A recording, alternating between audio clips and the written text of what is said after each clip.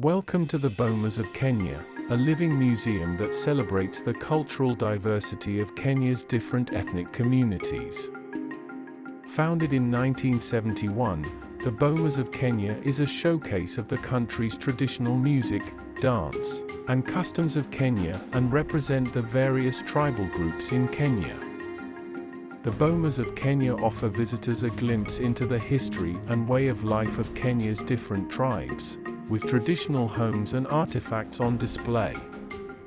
Visitors can also witness skilled artisans at work, creating beadwork, pottery, wood carvings, and baskets, as well as sample traditional Kenyan cuisine. With live performances, workshops, and interactive exhibits, the Bomas of Kenya is a must-see destination for anyone interested in Kenya's rich cultural heritage.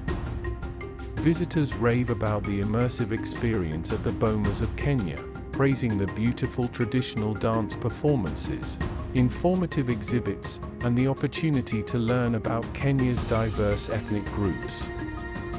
So, come and visit the Bomas of Kenya, and immerse yourself in the rich and colorful culture of this amazing country.